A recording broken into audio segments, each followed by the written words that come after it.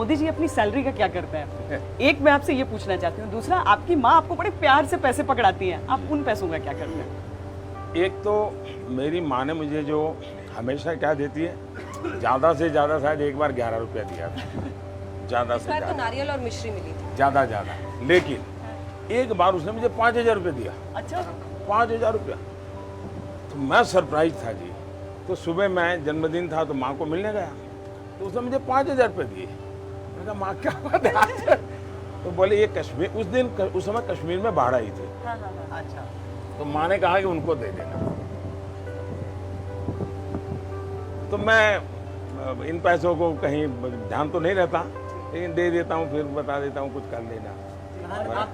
आप हैरान हो गए, मेरे जेब में कभी पैसा नहीं होता है, मैं कभी बहुत परेशान हो जाता हूँ। तो हर एक बार मैं कहीं गया तो कोई कार्यकर्ता रिसीव करने आएगा, मेरे पास पैसे नहीं थे, जो रिसीव करने वाला आना था वो बेचारा पहुंचा नहीं, मेरे पास पैसे नहीं थे, जहां जाना था उसका पता नहीं था, ऑटो रिक्शा को पैसे दूं क्या करूं, मैं खड़ा रहा बड़ी देर तक।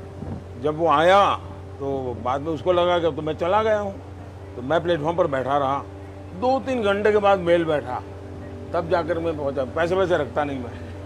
आपका बेस्ट फ्रेंड फॉर लाइफ कौन है? BFF? जब मैं संघ का काम करता था तब एक लक्ष्मण राव जी नामदार करके थे, वकील साहब हम कहते थे, जिनके जीवन पर मैंने एक किताब लिखी है, तो मेरा मन करता था कभी कि मैं उनको कहूँगा कि ऐसा हुआ। लेकिन मेरे जीवन का एक नियम है जो शायद आपके दर्शकों को भी काम आ सके। जीवन में एक व्यक्ति ऐसा होना चाहिए, उसको पता नहीं होना चाहिए कि आपके जीवन में उसका वो स्थान है। आपके मन में अच्छा विचार आया तो भी बता दो, बुरा विचार आया तो भी बता दो, अच्छा हुआ तो भी बता दो, कुछ भी मत छुपाओ।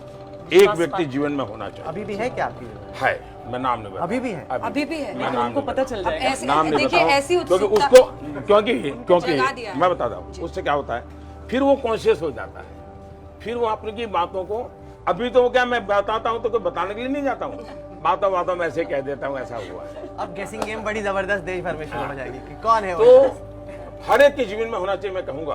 और आप देखिए, वो व्यक्ति जरूर नहीं कि वो बड़ा हो, पढ़ा लिखा हो, कोई जरूर नहीं है, कभी आपको ऐसी चीज बता देगा जो कभी शायद बहुत बड़ा पंडित भी नहीं बता देगा, जो आपकी जिंदगी का रास्ता बना देगा। वकील साहब का नाम भी मैं इसलिए बताता हूँ कि अब वो जीवित नहीं रहे हैं। अच्छा, देखिए घाट की तरफ जा रहे हैं, आपको कभी मिस करते हैं आपकी अकेले घूम सके, ऐसे चाय की दुकान पर रुक जाए? मुझे प्रकृति बहुत पसंद है। मेरा जीवन जो बना है हाँ।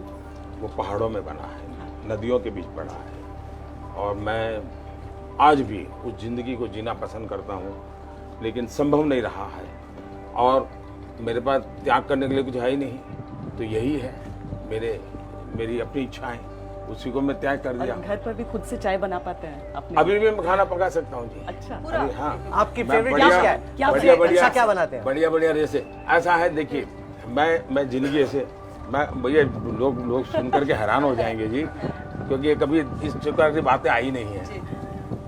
मैं 35 साल तक भिक्षा मांग करके खाया हूँ, अब किसी के गले नहीं उतरेगा जी, लोगों के घर में, इसलिए खाने का कोई बचा जो। अच्छा, मैं कभी बता करके नहीं जाता था, पढ़ा है तो खाता था, वरना चला आता था, ऐसे जिया हूँ। लेकिन कभी दफ्तर आ जाता था और रात देर से आया तो खिचड़ी बड़ा सरल होता था, खिचड़ी बना देता था। 4:30-5 बजे उठना, पूरा दफ्तर में झाड़ू लगाना, पोता करना, फिर सबके लिए चाय बनाना, और 5:20 को सबको उठाना। फिर हमारे यहाँ एक RSS में प्रातः स्मरण होता है, तो प्रातः स्मरण होता था, सभी महापुरुषों का स्मरण करते हैं, फिर सबको चाय परोसता था, उसके बाद शाखा चला जाता था, फिर आकर के सबके लिए नाश्ता बनाता था। तो पोहे वगैरह बनाना मुझे बहुत अच्छा आता है। अच्छा। सबको मैं खिलाता था, और फिर कोई 10 बजे स्नान करता था, फिर मैं डाक पढ़ता था, अखबार पढ़ता था, और फिर किसी के घर खाना खाने के लिए चला जाता था। तो ये मेरी ज़िंदगी रही थी। ये ऐसी ज़िंदगी मैंने कोई 2-2.5 साल बिताई थी।